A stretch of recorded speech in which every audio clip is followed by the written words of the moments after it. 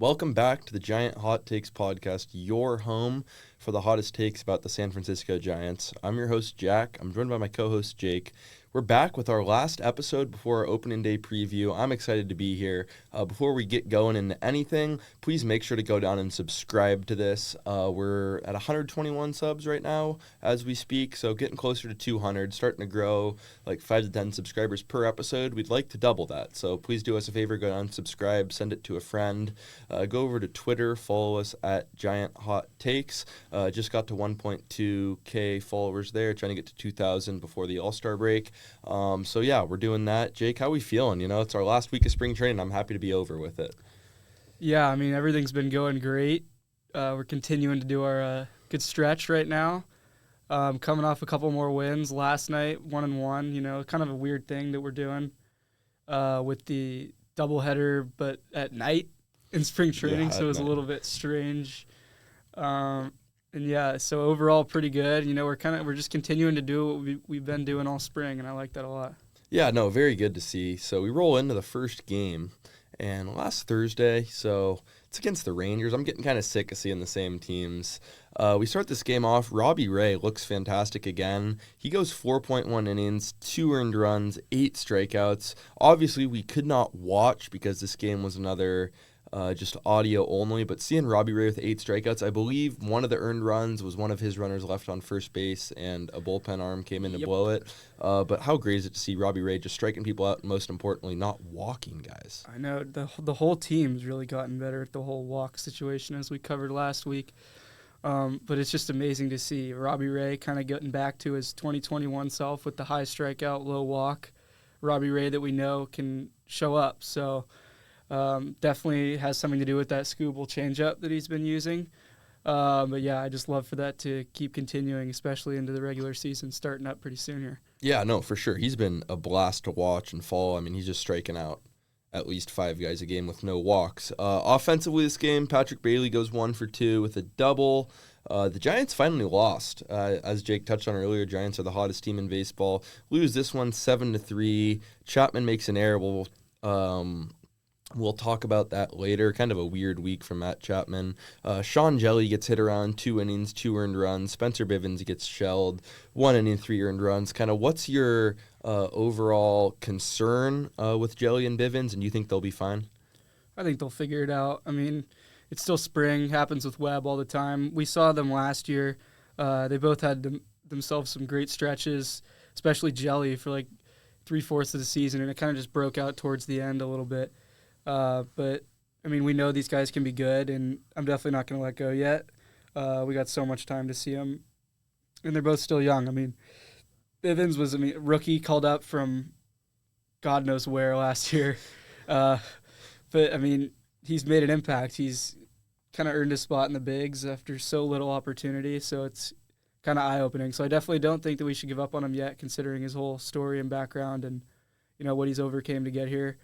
But, yeah, I mean, overall not too great of a game between the two of those guys, but definitely not going to take that as the deciding factor. Only 6 strikeouts this game. We've kind of been getting a little bit lower in that category, especially offensively, Yeah. 6 strikeouts offensively. I mean, that's not us. We're usually like a 12, 13 type of team. 6, that'll play every day. I mean, you put the ball in play, it's all going to go well. Yeah, no, totally agree. It's just so... It's really nice seeing some games like this because, like, I can't remember many games where we only struck out 6 times. Granted, it's not against all MLB pitchers right now, but it's still professional baseball players, so 100% something to monitor going forward. If this team starts putting the ball in play, a lot better things will happen, and I know that Posey wants to emphasize that. Going into the next game, we got the Brewers. It's another team that we've seen a lot this spring, obviously. Every team. Jordan Hicks gets really, really touched up here. 2.1 innings, 5 hits, 4 earned runs, 1 walk to only 1 strikeout. Hicks, I know we have a segment coming up on him a little bit later. We're both not the hugest Hicks guys. I just wonder why he's guaranteed this spot in the rotation. He's had a bad spring, didn't have a good end of the year. Kind of what do you, in general, what do you see with Hicks? Like, what's the problem? Can he fix it? What's your analysis, Jake? I just don't like him as a starting pitcher. I mean, he's been a reliever his whole career. We just decided to switch him as one of the hardest flamethrowers in the league to be a starting pitcher. I just don't really see the sense making behind that. I mean, you throw 105 and you're going to go become a starter and then throw 93. It just doesn't really make a lot of sense to me. So I personally think he should come out of the bullpen, but I mean, it is what it is.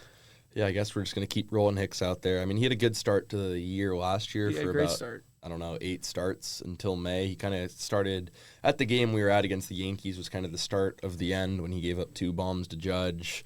I mean, we'll see what he's got, but I just don't know that he's worth keeping a Hayden Birdsong or a Landon Roop out of the rotation. Going to a more positive note this game, we got a Luis Matos, another masterclass, 2 for 3, hits a bomb and gets his first walk of the spring. So I know the walk numbers have always been a big issue with Matos. I was reading an article about Matos with Melvin and said even though he's not walking, we're starting to see him take some more first pitch strikes, not chasing out of the zone more. Obviously great to see Luis raking like this. How big of a deal is it that he's trying to refine that approach? Because I think that's the last step to fully unlocking this potential, in my opinion, star. In the opportunities our rostered players have been given, he's shined the most by far out of those who are qualified. I mean, he's had, 55 at-bats. He's hitting just below 380. I mean, that's the definition of somebody who can definitely break out this year. Coming off of a MVP winner league he played, it's just great to see. Overall in this game, not too positive. 5-11 loss, 13 strikeouts. That's the only thing, really, that kind of stands out is the strikeouts, especially out of the players that are playing every single day, like Encarnacion and Fitzgerald and Ramos, all tallying up for a total of 8 strikeouts, which we really don't like to see. So, yeah, that's all I got to say about this one. Yeah, no, it's just an interesting sport, how they can go win 9 straight and then lose back-to-back, and then as we'll see later in the week, kind of get back to their stuff. It's going to be an up-and-down year, obviously, but as Jake alluded to there, Ramos with 3 Ks, Fitzgerald with 3 Ks, Encarnacion with 2 Ks. They all didn't walk there. Actually, Fitz walked once, so not awesome to see. Wanted to shout out again, Christian Koss has been arguably one of the other revelations of spring. He goes 2 for 3 here, hitting 357, probably going to be the starting shortstop in Sacramento, but awesome guy to keep an eye on. If he keeps raking like this, wouldn't mind to see him plug and play if Adames needs a day off or Chapman needs a week or whatever. So just cool to see him do that. We have a David VR bomb here off Nestor Cortez. Nestor Cortez just gets shelled, which was funny to see, but we still lose 11-5, as Jake said. So back-to-back losses for the first time in the spring. How would the team respond? We got a Saturday game against the Mariners, and we got our ace, Logan Webb, on the bump. Logan looks fantastic again. He goes 5 innings, gives up 2 runs, 0 earned, strikes out 5. Chapman makes 2 errors. We'll touch on him later, but what'd you kind of like from Webb? Just a classic Webb outing. It's exactly what that is. I mean, the Webb that we like, the Webb that we want to see here in spring. Look out, everybody. Webb, 5 Ks, 5 innings, above average for him. He's not a big strikeout guy. He strike out 1 inning. That's more than enough for him. The 2 runs, unearned, so what? Can't really do much about that on his part. 1 hit in 5 innings. I mean, Webb, masterclass. Yeah, no, absolute masterclass. Going to the bullpen, also a masterclass. Tyler Rogers comes in, gets an inning of work, doesn't give up a run, gives up a hit. Ryan Walker, kind of an up-and-down spring. Do not worry about it. He strikes out the side here. Tranquilo Camilo Doval goes 1 inning, strikes out 1, gives up a hit, doesn't walk. Believe he still has 0 walks in 7 innings on the spring. He's been awesome. If he's throwing strikes, then the sky's still the limit for him. Randy Rodriguez, kind of Camilo Doval Jr., goes an inning, strikes out 1, 0 walks once again. We walk 1 in 9 innings to 11 strikeouts. That'll play any day, Jake. Every day. You do that, best rotation in baseball. Don't walk guys. Strike people out. Put it where they can hit it. Let the fielders make the play behind you, and you'll win every game. Yeah, no, seriously. So it's just really cool seeing an MLB team buy into a philosophy that quickly and see results that quickly because this staff looks different. They're throwing strikes. Their stuff's all above average. So it'll be interesting to watch and see if it can hold in the regular season, but very fantastic to see this early. Offensively, love saying the name Willy Adames in a Giants uniform every time. He goes 2 for 3, hits a home run, which was great to see, 2 RBIs. Just seems like every podcast we're talking about an Adames 2 for 3. How special is he? He is really special, man. I just love to see him kind of getting out here, playing his game, trying to prove people that it wasn't a fluke season last year, and coming to this new ballpark. I'm hoping it doesn't affect him and he can still perform the way we know he can. Against Logan Gilbert, the ace of this Mariners team, too, it was very impressive offensively from the entire roster because that's a guy, he's not some guy that you're just going to see. They're not testing him out, not throwing him in there. He's their ace on arguably the best starting rotation in all of baseball. So it was just really good to see them touch him up. 5 hits and 4 innings off of one of the best pitchers in the league. Great to see. Yeah, no, can't complain. Ramos kind of had a slow start to spring. He appears to be back, swinging a really good stick right now. He goes 2 for 3, hits a bomb, also hits a double. He's up to 29 ABs, hitting 310, 877 OPS, kind of picking up right where he left off. Nice to see him get back into shape. Other standouts from this game, Gerard Encarnacion. We talk about him at least once or twice an episode. He goes 2 for 3, hits a double, hits a bomb. We don't have a segment on Gerard, but you have to play this guy against lefties at the minimum. Would you agree? Definitely. You can't. I mean, you got to put him in for Yaz or Ramos on an off day if that ever happens. You need to start working him in with Wade and Flores over there at first if he can work on that defensive side of things. I mean, yeah, you can't leave him out of there. He's been so solid this entire spring. Definitely can't go unrecognized. Yeah, no, he's raking. Only concerns about Gerard. Doesn't walk. He doesn't walk. I don't know that he has one or he just has one this spring. So that's definitely something to monitor when we're talking about him because he's got arguably some of the most power on the team in the league with his average exit velos, hits a double, hits bombs, below average defense, not that quick, can't walk. So he's going to need to find a way to walk. Him and Matos should be in the same BP group, kind of harping on it because that's the only thing keeping these guys back from being like potential stars, and that's literally the only thing. Going into the A's game, this game was televised. Was awesome to see. I love watching my favorite team play baseball. It's a novel concept, but I mean, clearly ownership doesn't think it's a big deal. So we have a Hayden Birdsong start here. So we're still kind of in the battle for that 5th starter spot. So this was, I was in the dorm room with Jake. We were kind of talking like, dude, this is a big start for Birdsong. He's had a good start to the spring, kind of out of the bullpen. I believe it might have been actually his first start of the spring. Birdsong comes out in front of everybody, televised, eyes, 5 innings, 2 hits, 0 walks, 8 strikeouts. The kid's unbelievable, Jake. It was electric. What'd you see that game? Yeah, I mean, every pitch had a purpose. He wasn't missing big. He wasn't giving him any easy takes. Everything had a purpose, whether it was a 2-strike curveball in the dirt to kind of get him watching, even maybe back-to-back, to set up that third put-out pitch. I mean, he was doing everything the right way this entire game. No walks is such a big eye-opener for a guy like him, especially when you have location problems as a young starter. Coming out here and doing that, it's exactly what the manager wants to see, and I don't really see how he could possibly lose this battle to Harrison, me personally, right now. Harrison, he went out against the same hitters, really didn't do a great job. 3 innings, 4 hits, 3 earned runs, and a bomb. He just hasn't really been the same this year. The velo, he just needs to get that velo up. That's kind of my personal opinion on what I think is possibly going wrong with him. But Birdsong, he's just got to be winning the battle right now. That's pretty much all I got to say. Yeah, no, Birdsong's throwing some elite stuff right now. It's really fun to watch. We've seen the flashes, struck out the Rock. I mean, he needs to start against the Rockies at the minimum. He owns the Rockies, but he can go seriously like Garrett Cole Jr. He could strike out 15 a game this year, and I wouldn't be shocked. Touching on Kyle Harrison, so yeah, as Jake said, Kyle goes 3 innings, 4 hits, 3 earned runs, hangs a slider. His slider was getting pieced up. But positive note for Kyle, the first one in a while. He was sitting 93 to 95 and a half that game. He did say it was just really nice to see a 95 on the board. If you do listen to Kyle talk, you can tell that he's not taking the way he's pitching right now lightly. You have to feel for the kid.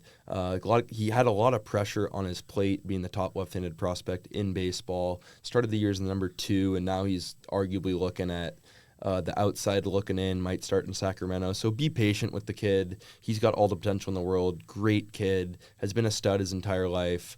So he'll figure it out, and I'd imagine you'll still see a lot of Kyle Harrison in the bigs this year. So if he starts off in Sacramento, don't panic. Maybe he just needs a month to get going.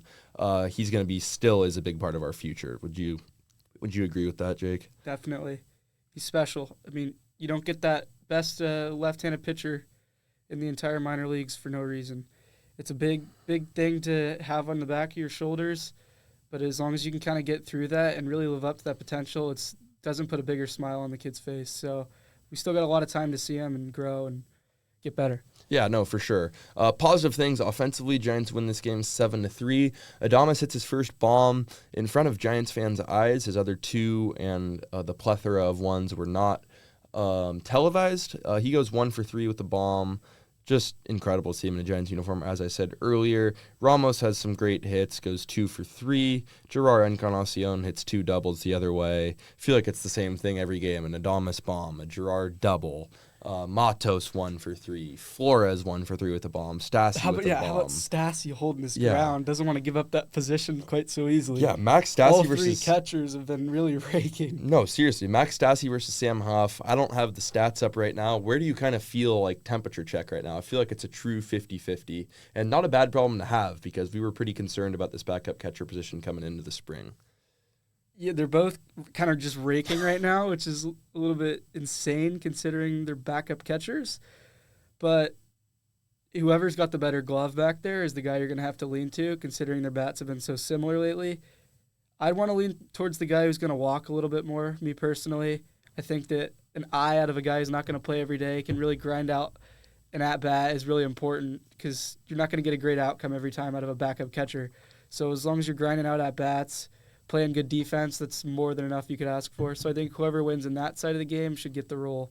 But they've both been just amazing this entire spring, which is a little bit weird. Yeah, no, their OPSs are both above 1,000. I'd imagine, I don't really, this is one they haven't even really commented on. Stassi has a lot more experience. He's old, veteran, 34 years old. A lot of experience, but like Huff can't put He's the still ball young. in play, but when he does, it's a moonshot or a double. He's 26.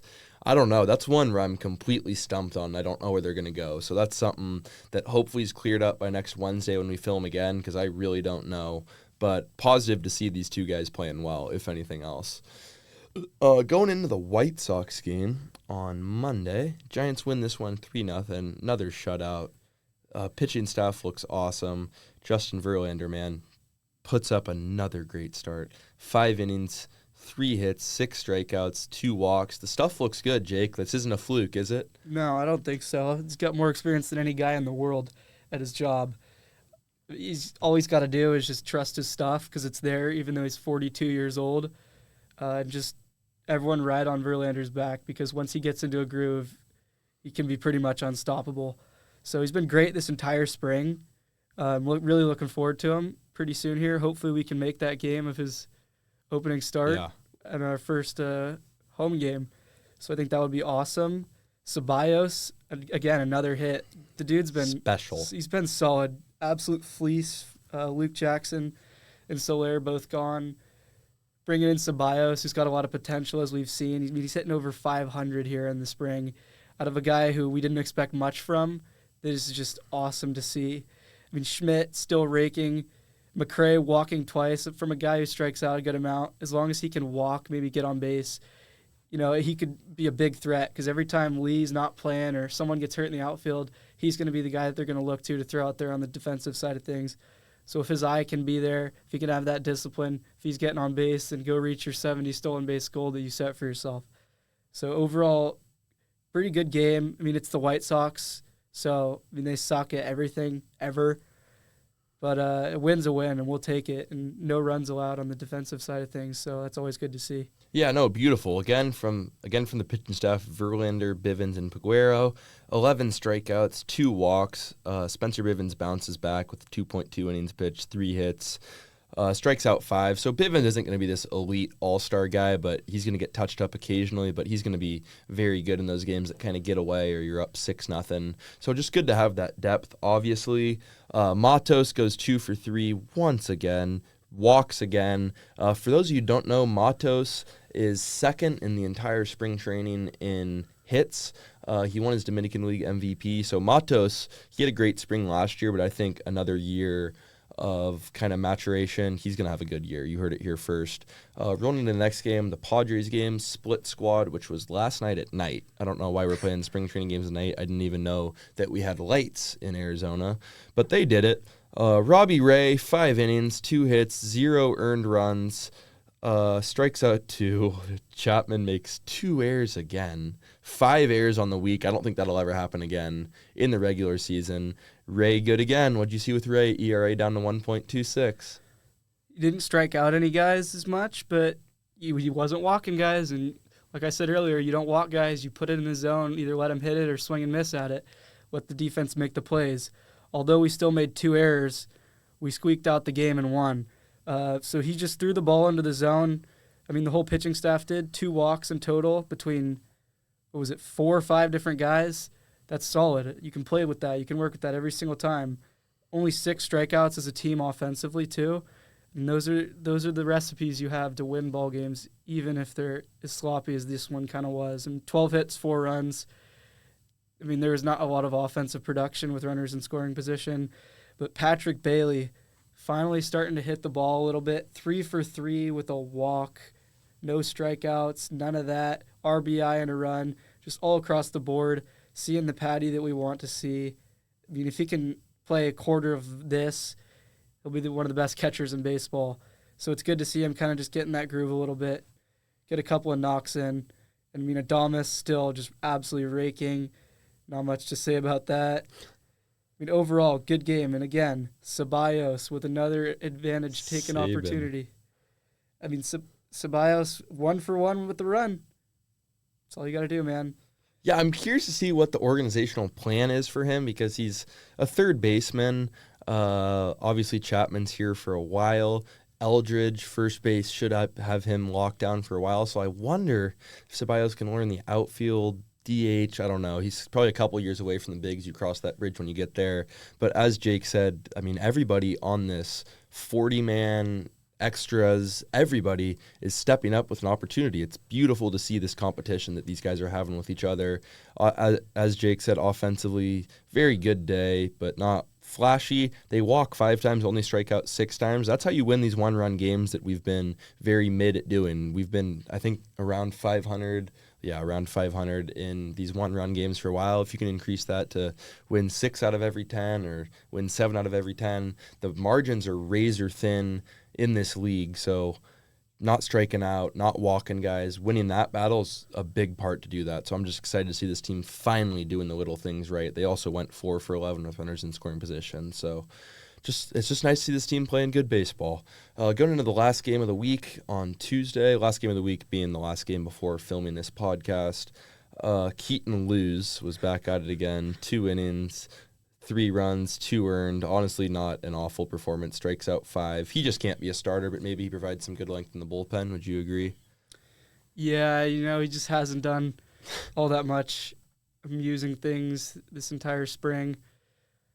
We just don't really need a guy like him right now as a starter. We've already got a tough battle between like 6 or 7 guys with Roop stepping up lately. But I don't think they're going to give it to him, obviously. He's just pitched down in the lower levels, but absolutely dominated in his performance. What did he have, 15 strikeouts? Mm-hmm. It's ridiculous. He's been solid. But Keaton Lewis, he's just, I don't know. He just doesn't get me going at all. No. But, I mean, the stuff's all right, I guess, for an inning. I mean, we're just Keaton Lewis. I mean, he did war crimes to the Giants season last year, but this spring, not even that bad. 5 innings pitched, 10 strikeouts, 3.6 ERA. So we won't let the bias get too much into it, but I wouldn't expect him to play a massive role on this team. On a positive note, Randy Rodriguez, kind of one of the younger bullpen arms that I'm pretty excited about, runs it up to 100. He goes 2 innings, 2 strikeouts. Once again, another guy that's really struggled with walk issues in the past. Hasn't walked many guys this spring at all. 8.1 innings, 2.16 ERA, 11 strikeouts. What's kind of your thoughts on Randy, 25-year-old flamethrower? Like you said earlier, the little mini Duvall, a lot of that. I'm definitely with that.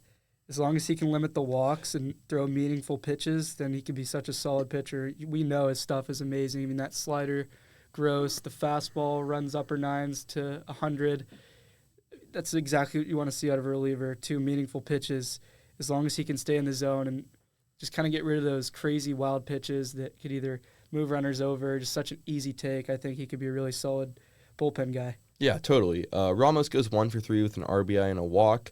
Haven't said Tyler Fitzgerald's name. He's been very solid, 35 ABs, goes 2 for 4 this game with a double, hitting 286. Not really flashing as much power and home run juice as he did last season, but it's still early. I think he's probably a 15 to 20 home run guy this year, which would be fantastic. His speed plays. He can steal a base on anybody. So just good to see him succeeding. That's kind of the wrap up from the games this week. Pretty not as flashy of a week, but I mean, boys are still playing very good baseball, so great to see. We're going into the next segment. We got some discussion points to talk about with roster cutdowns coming here pretty soon. Going into that fifth starter spot, not even fifth starter, just kind of names to monitor across the rotation. Jordan Hicks this spring, 6.2 innings pitched, 9.45 ERA. We already talked about why is he guaranteed a spot again, because I don't know that you want to keep a Birdsong or a Roop out of it. Birdsong, as we mentioned earlier, 12 innings pitched, 0.75 ERA, 0 walks, 2 hit by pitches, 18 Ks, bonkers stuff. Kyle Harrison, 6.2 innings pitched, 10.8 ERA, 9 strikeouts. Velo is back, I will say, with Harrison, but he's been a strikeout pitcher. 6.2 innings, 9 strikeouts is positive. Kind of what's your thoughts from those stats right there, Jake? What stands out? I mean, the Velo, it just got back like the other day. It's kind of been all over the place. I think he needs to stay consistent with it and trust it and keep up the meaningful pitches, because when you hang sliders and throw these waste fastball pitches that don't really do anything, it's just kind of easy. It makes the hitters really settle in there and it has a much easier approach for them. So I think he just really needs to trust his stuff, because we've all seen what he can do. So I just think that it's probably a little bit of nerve, fighting for a spot right now with a couple other guys. I think he'll figure it out just fine. I mean, the Velo comes first in his game, so I think he'll figure it out. Yeah, totally. I sent out something about Jordan Hicks on Twitter. Of course, my Twitter's down right now, but kind of a lot of people were not that high on Hicks in our comments, kind of like us, which was good to see. NorCal Sports Network, Dan, a very good Giants content creator. If you haven't heard of him, go watch his show. We were kind of talking about Hicks, and I'll just read you this thread. So he started off by saying, "I've been saying this since the day they signed him, that he should not be a starting pitcher. I said in March 2024 that he would be effective but would flame out by June and that he would get injured. He belongs in the back end of a bullpen, which would make the Giants a wild card contender." I totally agree. I think it would be very valuable to have this guy throwing 100 to 102 for an inning in the seventh inning. I don't really get the obsession with him as a starter, throwing 92 to 94. Even though the Velo has been back up, I don't know that he can hold that in for an entire season. Kind of what's your thoughts on this, Jake? Because I don't think the team will do it, but I think they should. I'm thinking it's going to be the same as last year. I think he'll get off to a decent start while his Velo is still up.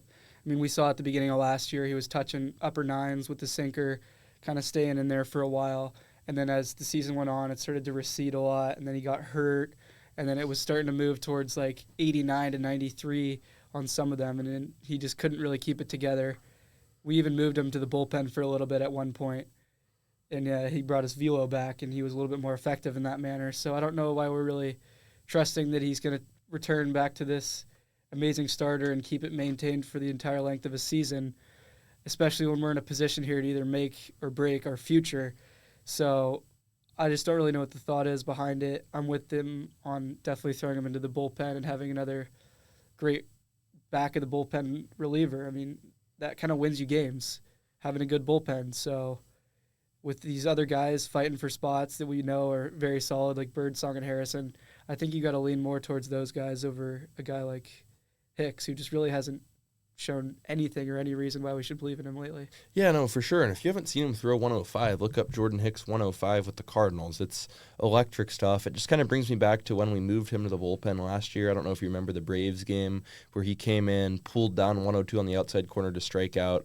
I forget who it was, and we won that game. So it was cool to see that from him. And even because he's been working as a starter, he can also probably provide some length in that bullpen. You put him in, I don't know, you get Birdsong to go 5, Hicks to go 3, Walker closes it out. I think that's just as valuable as, probably more valuable than Hicks throwing 89 and 93 for 5 innings and giving up 4 earned runs. So we'll kind of see what it is. I don't know that. I think he's probably penciled in. They're going to give him till probably around the All-Star break to figure it out, which is fine with me, but I want to see these young guys play.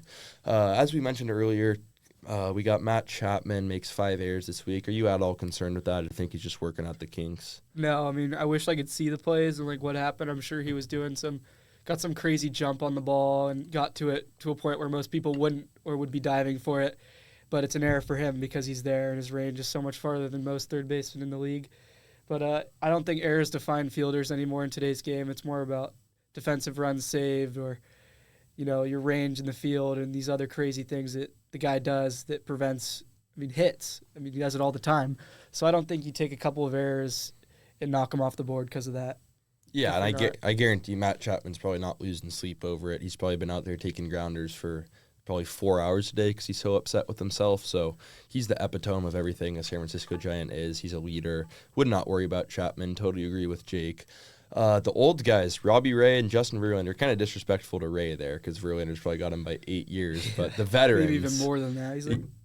Yeah, no, seriously. The veterans still have it. Justin Verlander on the spring, 16 innings pitched, 1.69 ERA, 15 strikeouts, 4 walks. Robbie Ray, almost more impressive, goes 9.1 innings, 17 strikeouts, 0 walks, 1.93 ERA. I imagine these guys both still have 1 start left in the spring, but just an unbelievable spring. What stands out with those stats? So happy these guys are Giants.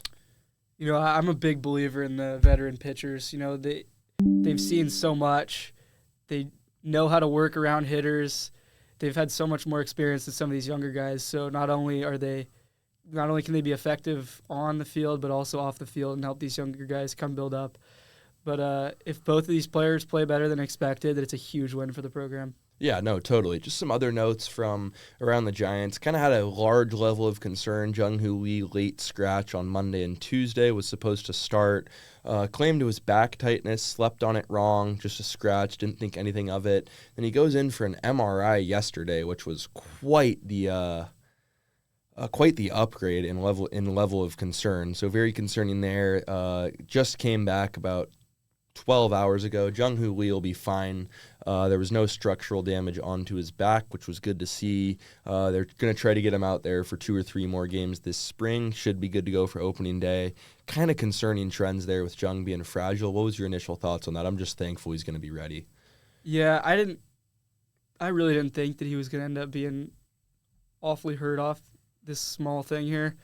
But it definitely is a little bit concerning how many even small things he's had to deal with and only such a short amount of time being a part of this team. But I really do hope he can kind of just stay healthy and play because you don't want to have one of these guys you signed to a decent term deal just kind of be fragile. It hurts a team a lot. We saw Rendon with the Angels and their downfall and how all that happened. But, yeah, so I just got to stay healthy, whatever it takes. If it's rest every other week or whatnot, then so be it for now. But he's got to stay healthy because he's definitely one of our key factors. Yeah, he's a massive factor for this team, and I do wonder if he's just a little fragile because if you remember last year, he was sitting a decent amount even before the injury. He only played 37 games, but he was getting quite a few off days. That was interesting considering he's very good against lefties and righties. So maybe that just means that we see a lot of Matos. If Lee can't play 160 games, if he plays 130 games, then so be it. I don't mind seeing McRae or Matos out there.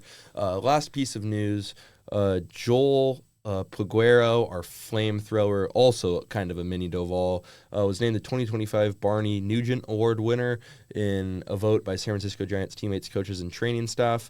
The Barney Nugget Award is named in honor of the Giants' former athletic trainer who worked for the club. The award is presented to the player in his first big league camp whose performance and dedication in spring training best exemplifies the San Francisco Giants' spirit, exactly like Nugent did in his time in San Francisco. So cool to see this guy, kind of not a highly touted prospect coming in here throwing mid-hundreds, not mid, but he's in the hundreds, just looking that good. That was cool to see, right, Jake? Yeah, I love it. Guy we weren't really expecting a lot from comes in here and wins this award. It's awesome. Throw gas, get the job done. Yeah, no, awesome to see. So this kind of wraps up our last spring training episode. We'll be back here Wednesday with a series preview against the Cincinnati Reds and a season preview. So looking forward to that. That'll be a pretty long episode. We want to go in depth onto a lot of guys. Roster construction should be done. I think we got 3 or 4 more games in Arizona before we go back to Oracle Park and play a 2-game series against the Tigers in an exhibition series. So we've made it, Jake. What's our thoughts about this Red series before we get in depth about it? I think we're getting a sweep. I'm so excited. If we sweep, then we're winning the World Series. That's all I got to say. Yeah, no. We have the Tokyo series happening right now. Haven't talked about that yet. Dodgers are 2-0. I think it's cool that they're playing in Tokyo, but quite ridiculous that it's opening day and Dodgers fans have to wake up at 3 a.m. to watch their team play. They've looked decent. They kind of gifted Shohei a home run. Did you see that today? Yeah, that was a double. Yeah, not a home run. I mean, I think the guy probably could have caught it. He probably would have gotten thrown out at second because he was like jogging down the first baseline. Yeah, no, and he was probably mad because he probably betted for himself having a double. Yeah. He probably didn't even bet the home run. So Dodgers are 2-0. Giants will be 3-0 here soon. Please join us next Wednesday, where it's going to be a great episode, probably our best episode in our podcast's existence. Make sure to smash that subscribe button. Subscribe to us at Giant Hot Takes on Twitter or X. We appreciate you guys tuning in. I'm Jack. And I'm Jake. Thanks for tuning in.